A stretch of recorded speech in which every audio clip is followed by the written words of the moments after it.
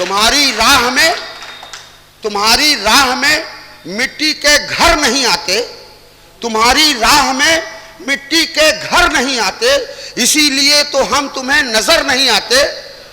और खुशी की आंख में आंसू की भी जगह रखना, जो हमको इस्तेमाल किया है 70-75 सालों से, उनकी नजर है कि खुशी की आंख में आंसू की भी जगह रखना, बुरे जमाने कभी पूछ। लिहाजा ताकत को पहचानता, ताकत कमजोर को कभी नहीं पहचानता है। जब तक खुदा की कसम आप ताकतवर नहीं बनेंगे सियासी एतबार से, आपके मसले हल नहीं होने वाले हैं। आप कहीं भी भाग के जाइए, कहीं जाइए, 75 साल से आप इधर से उधर फुटबॉल बनाए हुए हैं लोग, आप फुटबॉल की तरीके से इस्तेमाल किया जा रहा। लिहाजा अगर आप चाहते हैं तो इसकी शुरुआत करना पड़ेगी हम सबको।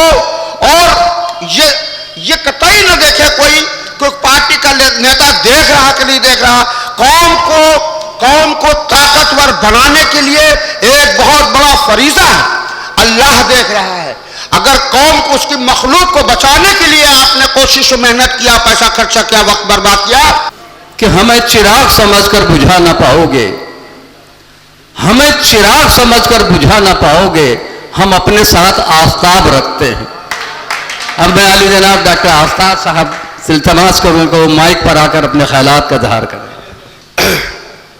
सबसे पहले बात शुरू करने से पहले हमारे जाबिर भाई हैं, उनको ज़िला कमेटी में सेक्रेटरी सचिव हम बनाते हैं, ज़िला कमेटी, लखनऊ ज़िला कमेटी। थैंक यू, शुक्रिया। डॉक्टर साहब को यकीन दिलाता हूं कि आपने जो काम हमको दिया है उस पर खरे उतरे। उम्मीद है। बिस्मिल्लाह। हजरात, काफ़ी टाइम हो गया है, लोगों को बहुत दूर जाना भी है।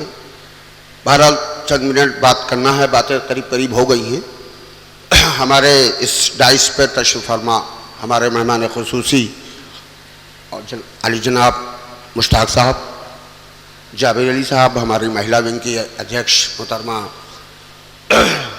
हसीना हाशमी जी, और हम अगर नाम लें तो मेरा ख्याल सबको नाम लेना पड़ेगा।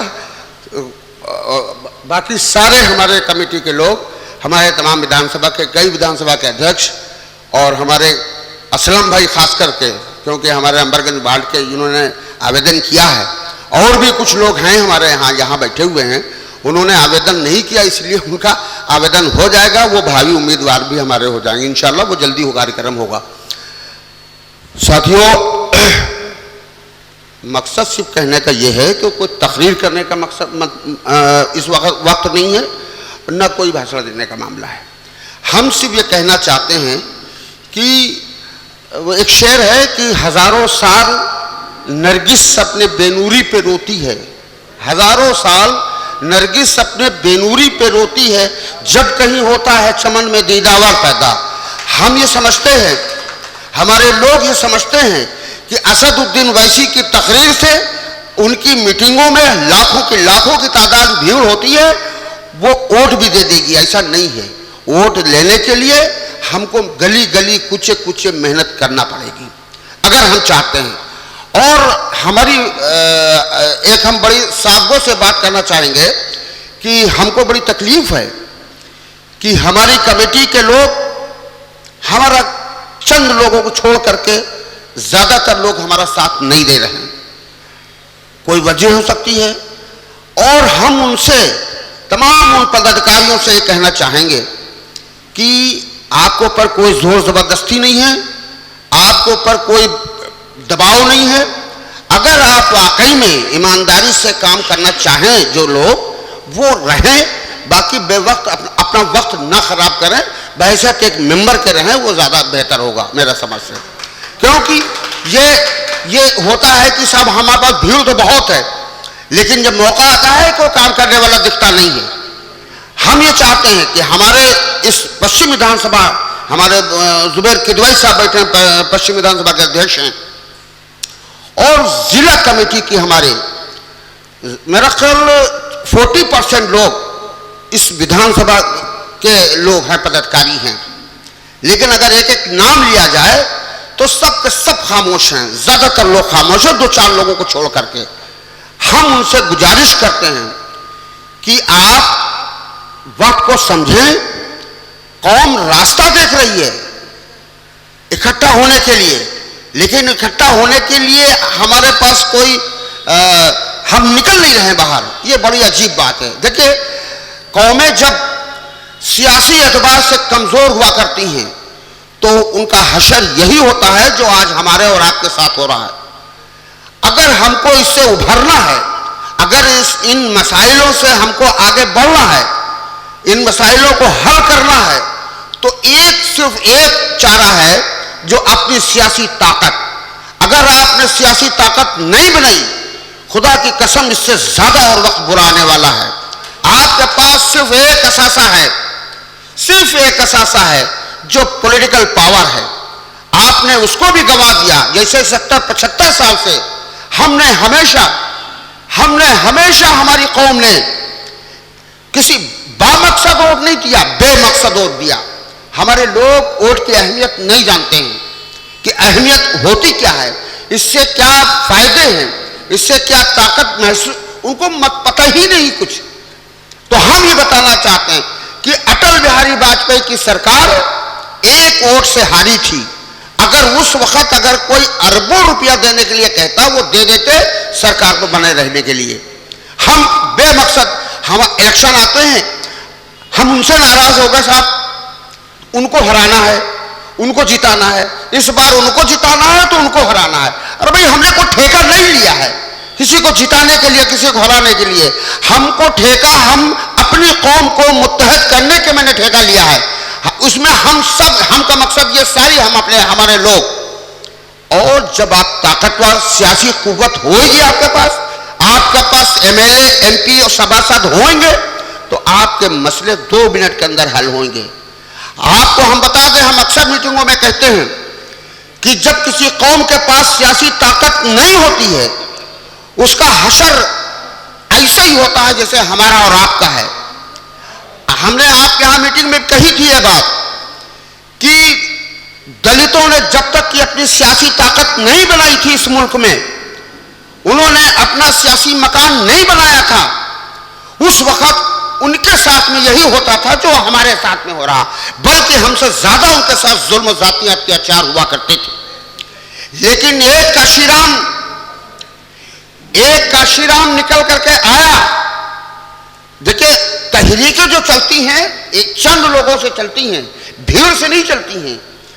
एक आदमी काशीराम निकल करके आया मैदान में, उसने अपने कौम को समझाया कि 17-18% तुम हो, 5%, 6% पंडित और ठाकुर है, तो तुम भीख का कटोरा उनके सामने लिए खड़े हो, किसके आगे? 5-6% के लोगों के सामने। तुम अपने वोट को जिस दिन इकट्ठा कर लोगे, उस दिन तुम्हारी एक ताकत बनेगी, तुम्हारे मसले सब हल हो जाएंगे। कोई मसला, कोई जुल्म, कोई अत्याचार तुम्हारे साथ नहीं होगा। उसने कोशिश किया, उसने मेहनत किया, उसके कौम के लोग निकले भूखे प्यासे, पैदल चल के, साइकिल से चल के, जैसे तैसे उसने कौम तक एक मैसेज दिया। और उस वक्त ताकत नहीं थी। इलाहाबाद में एक मंदिर, मैं अक्सर कोट करता हूं ये बात, कि इलाहाबाद में एक मंदिर का उद्घाटन होना था। उस वक्त दलितों की कोई ताकत नहीं हुआ, सियासी ताकत नहीं थी। तो उस मंदिर का उद्घाटन करने के लिए इंदिरा गांधी प्रधानमंत्री थी, उनके साथ में बाबू जगजीवन राम एक मिनिस्टर हुआ करते थे। उस मंदिर का उद्घाटन करने के लिए बाबू जगजीवन राम पहुंचे इलाहाबाद मंदिर को उद्घाटन करने के लिए। उद्घाटन करके चले गए तो उन्होंने ये एक हफ्ता 10 दिन के बाद वहां पर भोज का इंतजाम हुआ, खाने का इंतजाम हुआ। बड़े बड़े पंडित वहां पर, बड़े साधु संत वहां पर आए। उन्होंने देखा कि बाबू जगजीवन राम की तख्ती लगी हुई है, ऐसा तो नहीं है कोई दलित वलित है।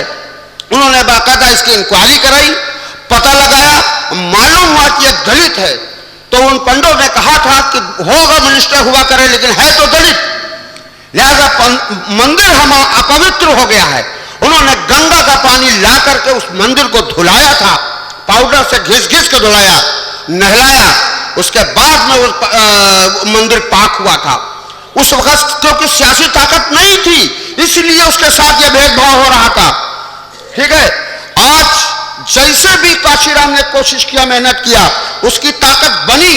पहली मरतबा मुख्यमंत्री मायावती उत्तर प्रदेश की बनी तो बड़े बड़े पंडित, मुरली मनोहर जोशी हो, लालजी टंडन हो, नरेश अग्रवाल हो, या बड़े बड़े मदाधीश जिसको कहते हैं, वो सब बहन भाई का रिश्ता कायम कर रहे थे कि ये बहन जी है, और राखी बंधवा रहे थे। क्यों?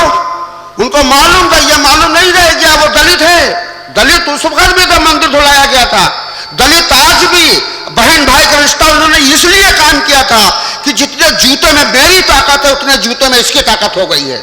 लिहाजा ताकत को पहचानता है, ताकत कमजोर को कभी नहीं पहचानता है। जब तक खुदा की कसम आप ताकतवर नहीं बनेंगे सियासी एतबार से, आपके मसले हल नहीं होने वाले हैं। आप कहीं भी भाग के जाइए, कहीं जाइए, 75 साल से आप इधर से उधर फुटबॉल बनाए हुए हैं लोग, आप फुटबॉल की तरीके से इस्तेमाल किया जा रहा। लिहाजा अगर आप चाहते हैं तो इसकी शुरुआत करना पड़ेगी हम सबको। और ये कतई न देखे कोई पार्टी का नेता देख रहा कि नहीं देख रहा। कौम को ताकतवर बनाने के लिए एक बहुत बड़ा फरीजा है, अल्लाह देख रहा है। अगर कौम को, उसकी मखलूक को बचाने के लिए आपने कोशिश मेहनत किया, पैसा खर्चा किया, वक्त बर्बाद किया, तो उसका अज्र अल्लाह देगा। इस नियत से आप काम करिए। अगर आप को जमहूरी, हमारे संविधान ने, हमारे आइन ने हमको हक दिया है, उस आइन के तहत हम अपने हक को इस्तेमाल करें, अपनी ताकत, सियासी ताकत बनावें, हम अपने मसले हल करें।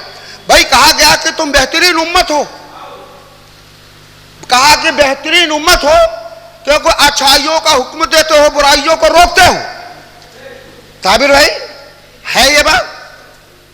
उसमें हाफिजी भी बैठे हुए हैं, वो बैठे हुए हैं इकबाल साहब, है ये कुरान में नहीं है कि तुम अच्छा बेहतरीन उम्मत हो क्योंकि अच्छाइयों का हुक्म देते हो, बुराइयों से रोकते हो। हम ये पूछना चाहते हैं, हुक्म कौन देता है? हुक्म कौन देता है? लल्लू पंजू देता है? अल्लाह कह रहा है तुम बेहतरीन उम्मत हो कि अच्छाइयों का हुक्म देते हो। तो यानी हाकिम, अल्लाह ने आपको हाकिम बना के भेजा है। हम अपने वजह से, अपने नौटंकी के वजह से, अपने लालच, अपने स्वार्थ की वजह से हम भीख का कटोरा लिए बैठे हुए हैं। हम हुक्म क्या देंगे? कोई चपरासी हुक्म देगा? अगर देगा तो हाकिम देगा, और अल्लाह ने आपको हाकिम बना के भेजा, हम उस पर ध्यान नहीं जा रहा। और अच्छाइयों का हुक्म और बुराइयों से रोकना, बुराई से रोकना भी बड़ा अहम काम है। अगर कोई ताकतवर का बुरा काम कर रहा है तो उससे कैसे हम गिर जाएंगे भाई? एक तमाचे में तो हम गिर जाएंगे। इसका मतलब अल्लाह ने आपको हाकिम बना के, ताकतवर बना के भेजा है। आप जब ताकतवर होंगे, हाकिम होंगे, हुक्मरान होंगे, तब आप दूसरों की मदद करेंगे। समाज में चाहे जिस बिरादरी का हो, दलित हो, बैकवर्ड हो, समरा हो, जो भी वंचित समाज के लोग हैं, उनकी आप मदद करेंगे। हम अभी खुद मोहताज हैं, हम खुद मोहताज हैं कि हमारी कोई मदद करे। ये हमारी गलती है, ये हमें सोचना पड़ेगा, इसको देखना पड़ेगा कि आखिर हम दूसरों को भलाई करने वाले पैदा किए गए। आज हमारे साथ बुरा हो रहा, उसको नहीं रोक पा रहे हैं। आज हमारे अल्लाह के रसूल के शान में गुस्ताखी की जा रही, किसी की मजाल नहीं है खुलेआम सड़क पर उसका विरोध कर दे। विरोध करने वाले को जेल भेज दिया जाता है, चाहे प्रयागराज हो, चाहे कानपुर हो। और जिसने बदतमीजी की बात की, जिसने शब्द कहे, उसको सुरक्षा दी जा रही है। हमारे साथ ये भेदभाव हो रहा, हमारे साथ अभी देखे क्या क्या होता है। अभी आपके बच्चों का खतना कराने पर पाबंदी हो जाएगी, आपके अभी निकाह कराने पर पाबंदी हो जाएगी, अगर खुदा की कसम आप न समझे। लिहाजा मौका है, अभी भी कोई इलेक्शन हो, चूंकि जमहूरी निजाम है, उसमें हिस्सा लेना पड़ेगा जो सिस्टम है। हम अक्सर कहते हैं, अल्लाह के रसूल ने कहा कि कुआं खुदवाना सदके जारिया, बिल्कुल बेशक सदके जारिया है। क्यों? पानी पिएगा, जब तक पानी चलेगा, जब तक उसको स्वाब मिलता रहेगा। लेकिन आज कोई शख्स कह दे कि साहब अल्लाह के रसूल की हदीस है कि हम कुएं खुदवाएंगे, लोग कहेंगे पागल हो गए हो। आज टेक्निक इतनी आ गई है कि 2 घंटे में आपका सबर पाइप लग करके पानी देने लगेगा। आप कुआं खुद, मकसद ये है कि पानी आम करना। उस वक्त ये टेक्निक नहीं थी, उस वक्त ये सिस्टम नहीं था, उस वक्त कुएं का ही सिस्टम था। उस वक्त जो हुकूमतें होती थी तलवारों से आमने सामने होती थी, आज वोट के जरिए से हुकूमत होती है। इसमें क्या बुराई है, क्या परेशानी है? जब तक हम उस सिस्टम के तहत नहीं चलेंगे तब तक कि हमारे कोई मसले हल होने वाले नहीं है, चाहे छोटा इलेक्शन हो, चाहे बड़ा इलेक्शन हो, चाहे जो इलेक्शन हो। अगर आप हमारे लखनऊ से 10 अगर सभासद हमारे जीत जाते हैं तो देखते हैं कि लखनऊ जिले में किसकी मजाल है कोई हमारे साथ ऑफ कर दे। अगर हमारे 5 एमएलए थे बिहार में, ये हमारी बदकिस्मती है, हमारे लखनऊ में भी हुआ वही हुआ, तो इसके लिए कोई रोक नहीं सकता है। हमसे साहब कहने लगे कि साहब आप यहाँ तो फला चोर निकल गए। मैंने कहा मस्जिद से आप निकले हैं तो आप ये न कहिए नमाजी चोर हैं, बल्कि ये कहिए कि नमाजी की शक्ल में कोई चोर आया था, वो जूता उठा ले गया। ये नमाजी चोर थोड़ा हो सकता है। नमाजी की शक्ल में चोर आया और वो जूता उठा ले गया, तो इसको कहें कि साहब मजलिस वाले बिक जाते हैं। नहीं, ऐसा कुछ नहीं। 4 एमएलए बिके, वो जाने, उनका मुकद्दर जाने, अल्लाह जाने, वो जाने क्या हुआ, कैसे बिके, कैसे नहीं हुए। लेकिन ये यकीन याद रखिए, 2 एमएलए हमारे महाराष्ट्र में, 5 एमएलए थे, अब तो 1 बचे हैं, और 7 एमएलए हमारे वहां तेलंगाना में, केरला में 6-7 हैं मुस्लिम लीग के। इन सूबों में एक मुसलमान के खिलाफ एफआईआर नहीं हुई, एक नहीं हुई है। 2 एमएलए महाराष्ट्र में, एक इम्तियाज जलील साहब एमपी भी हैं, लेकिन वहां पर एक एफआईआर मुसलमान के खिलाफ नहीं हुए। बंद करना तो अलग बात है, जुल्म करना तो अलग बात है। एक क्यों? असेंबली वो ईमान है जहां पर तकदीरों का फैसला होता है, जहां पर कानून बनाए बिगाड़े जाते हैं, वहां पर हमारा कोई है ही नहीं। हमारे 2 हैं महाराष्ट्र में, वो हस्तक्षेप करते हैं, इसलिए जुल्म वहां की कौम पर नहीं हो पा रहा। अगर उत्तर प्रदेश में हमारे 5-6 एमएलए होते तो साहब इनके बाबा की मजाल नहीं थी कि हमारे खिलाफ आवाज उठा देते। तो यह आपको सोचना पड़ेगा। जीतना हारना अलग बात है, वोट और परसेंटेज की इज्जत हुआ करती है। आज अगर हमारे 10 सभासद जीत जाएंगे यहाँ लखनऊ में, तो इंशाअल्लाह तारीख बदल जाएगी, बिल्कुल बदलेगी। और हमें उम्मीद है कि हमारे जो लोग हैं वो जीतेंगे और सिस्टमेटिक काम करेंगे। और देखिए अभी रिजवान ने कही ये बात सही है कि घर से में बैठ करके हम इलेक्शन नहीं जीत पाएंगे, ओवैसी साहब के तकरीर और स्पीच पे नहीं जीत पाएंगे। हमें मेहनत करना पड़ेगी, हमें कोशिश करना पड़ेगी, हमें निकलना पड़ेगा, हमको समझाना पड़ेगा, हमको गाली भी खाना पड़ेगी। लेकिन अगर कौम की फलाह और बहदूदी चाहते हैं, उनकी तरक्की चाहते हैं, तो आपकी सियासी कुव्वत बनाना आपको पड़ेगी। जब तक आप रास्ता और देख लें, 75 साल से हम रास्ता देख रहे हैं, 10 साल और रास्ता देख लें, लेकिन होना वाला नहीं है। दलितों, हमने अभी मिसाल दिया कि दलितों ने जब तक कि दूसरे के मोहताज रहे उन पर जुल्म होता रहा। जिस दिन उन्होंने अपने स्टैंड कर गए, अपने खड़ा कर लिया, अपनी पार्टी बना ली, उनके मसले सब हल हो गए।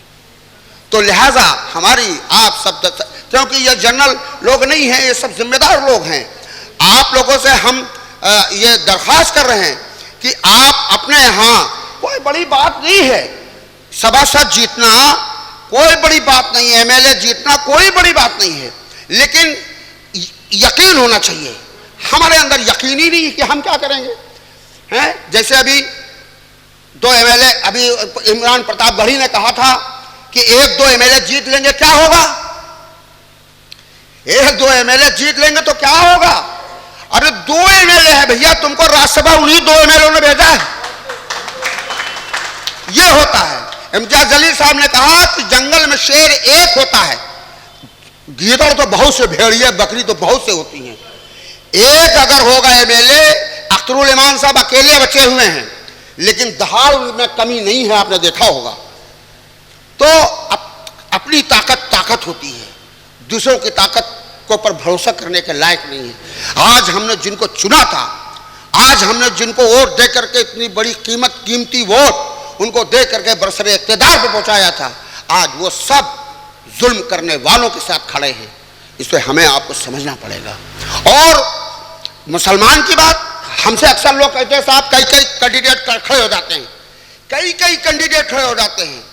अभी अंबरगंज में एक साहब कह रहे थे अभी कल परसों में, अरे साहब ठीक है असलम साहब आदमी बढ़िया है, लेकिन साहब कई कई मुसलमान खड़े हो जाते हैं। हमने उनसे कहा कि देखिए मलिहाबाद हमारी विधानसभा सीट जो है वो एससी सीट है, दलित सीट है। सारी पार्टियां कैंडिडेट जो उतारेंगी दलित ही उतारेंगी क्योंकि दलित सीट है, लेकिन यहां तक मजलिस भी उतारेगी वो भी दलित उतारेगी क्योंकि दलित सीट है। लेकिन वहां का दलित इतना समझदार, होशियार और समझदार हो चुका है कि वो बीजे कमल के फूल के दलित को अपना भाई नहीं समझता है, साइकिल वाले को अपना भाई नहीं समझता है, पंजे वाले को अपने भाई नहीं समझता है। हमने कहा कि वो सिर्फ और सिर्फ हाथी समझता है, इसलिए उसको वो कामयाब कौम है। आप जिस दिन ये देख लेंगे कि हमारी पतंग से कौन आया है, अगर असलम आए हैं, अगर जुबैर आए हैं, अगर ताहिर भाई आए हैं, तो ये लोग हमारे लिए मुबारकबाद के मुस्तहिक हैं। अगर कोई साइकिल से कोई आया है, कोई हाथी से आया है, कोई कमल के फूल से आया है, कोई पंजे से आया है, वो हमारा भाई नहीं हो सकता है, कतई नहीं हो सकता। क्यों? हमने 36 एमएलए हमारे मुसलमानों ने उत्तर प्रदेश में इसी 2022 के इलेक्शन में जिता के भेजा था, 36 एमएलए। और हुजूर की शान में गुस्ताखी हो रही है। उनके मंदिरों में शिव जी का लिंग, उनके हमारी मस्जिदों में शिव जी का लिंग निकल रहा है, किसी की एक औकात नहीं है कि आवाज लगा दे। ऐसे नपुंसक मर्द को अगर 100 के 100 जिता देते, 403 है 403 जिता दीजिए आप मुसलमानों को, तो आपका भला होने वाला नहीं है। अगर भला होने वाला है तो महाराष्ट्र में 2 हैं अपनी खुददारी कर रहे हैं। अभी देखिए किस मामले में, कल तुम बता रहे थे शायद कुछ, किस मामले में इम्तियाज जलील साहब ने एहतजाज किया? नाम से, हाँ हैं, अकेले हैं, लेकिन किसी की मजाल नहीं है वहां की सरकार की कि जो है उनके खिलाफ कोई आवाज उठावे। तो एक दो की बात नहीं होती है, ये ताकत की बात होती है। हमारा कोई वहां पर मौजूद तो है वहां पर, तो लिहाजा हमारी आपसे दरखास्त है, गुजारिश है कि आप ये समझिए कौम के लिए आप करेंगे, अल्लाह उसका अजर देगा। कोई किसी को कोई नहीं दे पाएगा कुछ। ये जो सब लगे हुए हैं, पैसा खर्चा कर रहे हैं, वक्त बर्बाद कर रहे हैं, इसलिए नहीं कर रहे हैं कि हम बहुत बड़े कोई हम एमएलए बनने जा रहे हैं, कोई हम मिनिस्टर बनने जा, नहीं, ऐसा कुछ नहीं है। हम ताकतवर होंगे तो हमारी कौम ताकतवर होगी। हम ताकतवर होंगे, हमारे साथ जुल्म अत्याचार नहीं होगा। इसको हमारे ध्यान में, जहन में रखते हुए हम अपनी ताकत बनावे। इंशाल्लाह कोई बड़ी बात नहीं है। जब सड़ी हुई कौम के समझ में आ गया तो ये तो जिंदा कौम है, ये तो जिंदा कौम है, इसको समझने में ज्यादा टाइम नहीं लगेगा। और लेकिन हम बात बिल्कुल हम क्लियर करते हैं, किसी को अगर बुरा लगे लगा करें। हम इन समाजवादी पार्टी बीएसपी या कांग्रेस में रह करके वही मेंटलिटी हमने अपनी बना लिया है, वही मेंटलिटी अपनी बना लिया है। जहां वहां पर जिसको ताकतवर देखो उसको खुदा मान लो। हमारे यहां ये सिस्टम नहीं है, हमारे यहां ये सिस्टम नहीं है। खुदा खुदा है, ताकतवर होंगे आप, ठीक है, हम ताकत का आपका हम कद्र करते हैं, लेकिन हम खुदा नहीं मान सकते हैं। तो आप जिस दिन ताकतवर बनेंगे तो हो सकता है आपको ये भी मान लें, मानना पड़ेगा उनको, क्योंकि वो कौम ऐसी कौम है कि उनका कोई मामला ही नहीं है। और ये मुसलमानों की बात जो हम अभी कर रहे थे, कई कई खड़े हो जाते हैं। 36 एमएलए का अभी बात की मैंने कि एक अल्फाज नहीं बोले।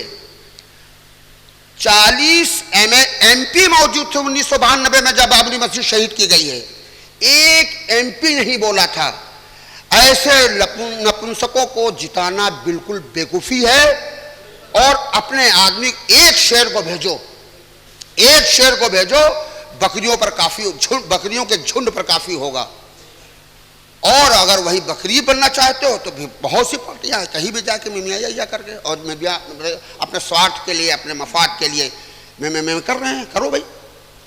तो लिहाजा मजलिस चाहती है कि आप अपनी ताकतवर कौम बने और जब ताकतवर कौम बनेंगे तो आपके मसले तो हल होंगे, आप दूसरों के भी हल करेंगे। तो लिहाजा हमारी फर्स्ट प्रायोरिटी ये होना चाहिए कि जो इलेक्शन आ रहा है 2 अक्टूबर में, एक एक सभासद को एक एक वोट अल्लाह को हाजिर नाजिर करके आप दिलाने का काम करें। इंशाअल्लाह आपके मसले हल होना शुरू हो जाएंगे। तुम्हारी राह में मिट्टी के घर नहीं आते, तुम्हारी राह में मिट्टी के घर नहीं आते, इसीलिए तो हम तुम्हें नजर नहीं आते। और खुशी की आंख में आंसू की भी जगह रखना, जो हमको इस्तेमाल किया है 70-75 सालों से, उनकी नजर है कि खुशी की आंख में आंसू की भी जगह रखना। बुरे जमाने कभी पूछ कर नहीं आते। बहुत बहुत शुक्रिया।